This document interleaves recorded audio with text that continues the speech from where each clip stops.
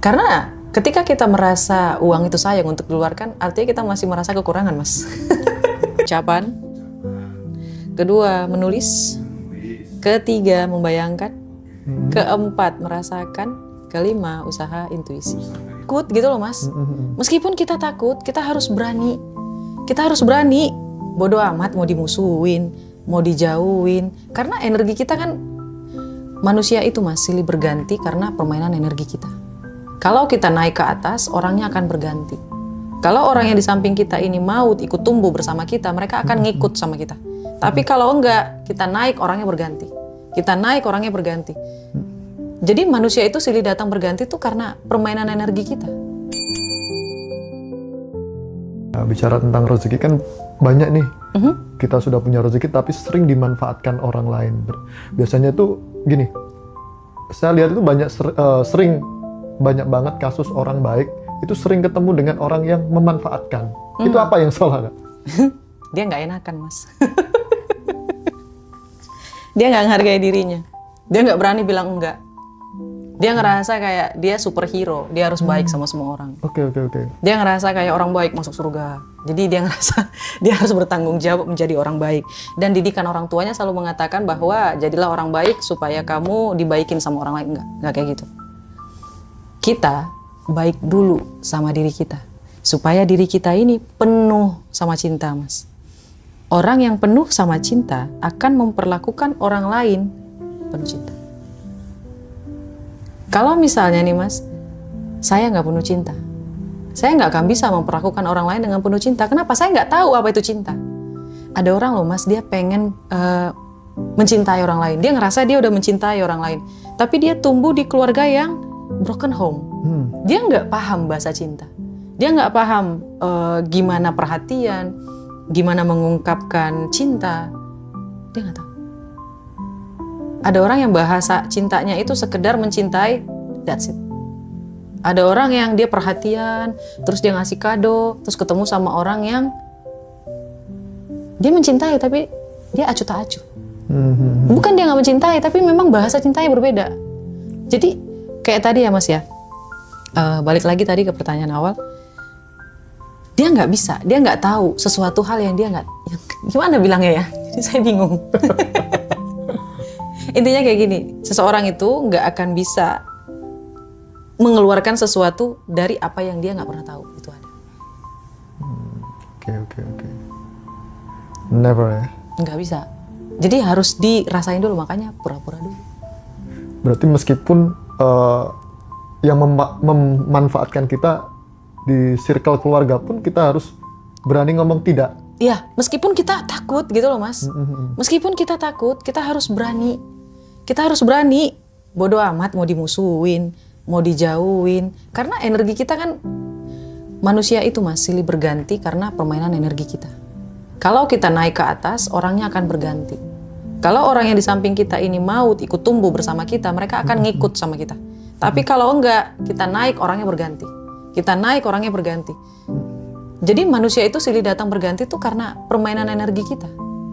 Jadi jangan takut kalau kita nolak sesuatu dari orang lain. Misalnya nggak mau nih minjamin duit gitu, pinjam 100 gitu ya kan. Wah, tolak dengan sopan kayak gitu loh, Mas. Berarti kita perlu tetap lembut ya? Tetap dong, harus sopan dong, kan penuh cinta. Iya dong. Tapi ada waktu nggak atau momen tertentu yang mengharuskan kita perlu tegas tanpa rasa bersalah? Harus dong. Kenapa kita harus merasa bersalah? Bukankah kita punya hak untuk menolak? Kalau misalnya seseorang tersebut sakit hati dengan omongan kita yang menolak untuk membantu dia, itu masalah dia, bukan masalah kita. Dia yang bermasalah, dia tersinggung sama omongan kita ketika kita menyampaikan dengan cara yang sopan gitu loh, Mas. Oke. Kasih dia waktu, biarkan dia tersinggung dulu. Kasih dia waktu untuk marah sama kita. Ketika dia sudah baik, kalau dia memang orang baik, Mas, dia akan datang sama kamu lagi. Nyapa kamu lagi. Jadi nggak ada yang perlu dikhawatirin ya? Nggak ada. Kalau dia orang beneran baik, kalau dia bukan orang baik dan memang bukan bagus untuk kita, dia nggak akan nyapa kita, dia akan ngeblokir kita, dia akan ninggalin kita. Oke. Dan tersingkirkan. Akhirnya kita naik level, ketemu lagi sama yang selevel sama kita, kayak gitu. Berarti itu orang-orang yang pendek sumbu ya? Bisa dikatakan seperti itu mungkin nggak ya? Yes, betul. Oke. Enggak, Ci, aku Silakan. izin sedikit ya. Silakan.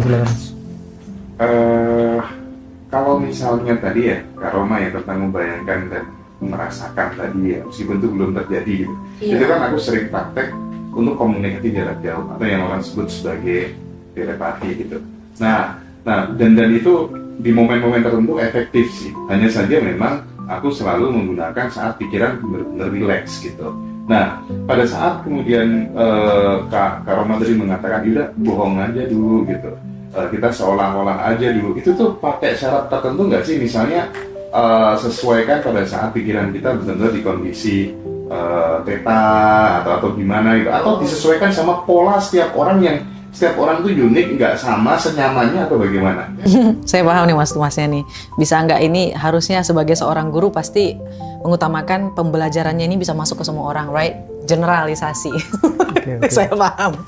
Jadi gini loh mas, kalau dari saya, ya mas ya, kalau dari saya, selama yang saya lakukan ini, ketika saya membayangkan dan merasakan sesuatu, saya lebih sering dalam keadaan ketika saya sedih. Oke. Ketika saya beneran sedih mas, ya, saya selalu bilang, it's okay, ini hanya fase. Saya pasti ngebayangin saya berhasil, saya sukses. Ingat aja ini. Jadi perasaan saya balik lagi ke awal. Jadi frekuensinya itu flat, kayak gitu. Ada orang kalau sedih udah nggak mau lagi ngapa-ngapain. Padahal kalau lagi sedih, bayangin yang enak-enak, bayangin yang bahagia, kayak gitu. Masuk gitu kan? Jadi ketika saya lagi sedih, saya ngebayangin saya masuk ke dalam restoran. By the way, saya suka makan soalnya. Jadi saya ngebayangin saya makan enak, saya ngebayangin saya pergi ke mana jalan-jalan, dengerin lagu bahagia kayak gitu. Bahkan saya berhenti mendengarkan lagu sedih selama 1 tahun. 1 tahun ini saya nggak pernah lagi dengerin lagu sedih. Alhamdulillah. Saya sudah bertahun-tahun Belum nih, pernah kalau lagi. lagu-lagu cekeng itu saya tinggalin. Nggak mau lagi. Bener kata Mas Hendra tadi, karena itu nanti ketangkap sama frekuensi kita dan bisa menjadi real gitu loh di Iya, dalam betul. kehidupan. Setuju. Karena mas, jujur ya, mempertahankan energi susah luar biasa. Ketika kita dilanda musibah, kayak kata mas ya, gimana caranya agar kita masih tetap dalam theta frekuensi? Ya gitu, diingat lagi, nanti tenang lagi, rasain lagi, beraktivitas lagi, sedih lagi, ingat lagi, biar naik lagi, kayak gitu. Kalau saya kayak gitu ya mas ya. Dan kalau menurut saya ini akan ampuh. Tapi kalau ada orang yang super ambisius, yang nggak, kalau bisa dibilang orang yang PD-nya mampus, saya malah iri.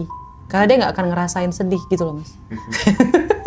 Tapi pada saat sedih atau misalnya kita lagi disakiti sama orang lain, sebut aja lah misalnya ya, kita ini berkorban habis-habisan untuk cowok gitu, tapi diselingkuhin, sedih kan? Sedih. Ya Allah, terima kasih, ini tanda aku sebentar lagi akan dapat cowok yang lebih tampan, Betul. lebih mapan. Betul. Karena sedih, bahagia itu emosi yang intensif kan. Disitulah kemudian ras itu ketembus gitu, ya kan. Nah misalnya teman-teman ada yang cocok lewat repetisi gitu, iya ya it's okay gitu ya, it's okay. Syukur-syukur semuanya dilakukan gitu ya. Yang penting caranya yaitu yang UM3B tadi, dan melalui 5 kunci. Ulang lagi dong Bu, nanti sama 5 kuncinya. Ucapan. Kedua, menulis. Ketiga, membayangkan.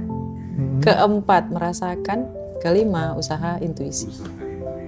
Jangan khawatir gimana caranya, ya. Jangan khawatir. Ngikut, cara itu akan ngikut. Ngikut mas. Mereka tuh akan datang. Mereka itu akan berbisik kayak sang pencipta itu kayak ngasih, nah, gitu. Petunjuk itu akan datang. Tiba-tiba ada pilihan, tiba-tiba ada tawaran, tiba-tiba teman datang ke kita, tiba-tiba ini orang nggak dikenal kayak ini mentor saya nih.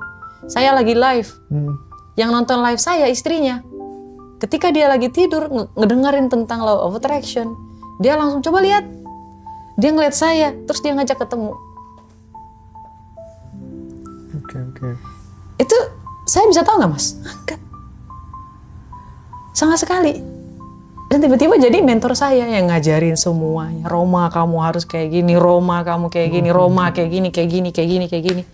Kamu gimana umur semuda ini kok bisa langsung bisa sadar? Iya, saya manggilnya AA. Iya, karena saya pengen makan 3 kali sehari, udah gitu aja. Tapi Kak Roma, seberapa besar peran tabungan energi untuk kemudian mempermudah manifestasi? Contoh, kan salah satu yang bikin orang seret atau nggak bisa maju, stagnan terus itu sebenarnya kalau boleh jujur, mereka pelit. Bukan hanya pelit terhadap diri sendiri, tapi juga pelit kepada orang lain gitu. Yes. Tapi aku banyak melihat teman-teman yang berhasil naik level secara kemakmuran tuh mereka udah nggak takut lagi sama yang namanya uang.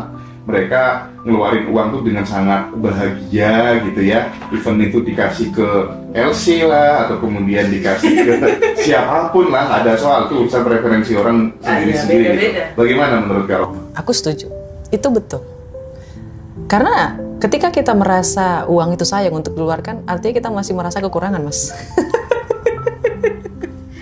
Coba ya Mas ya, di seminar saya harganya hanya 500.000 ya. Ya Mas ya.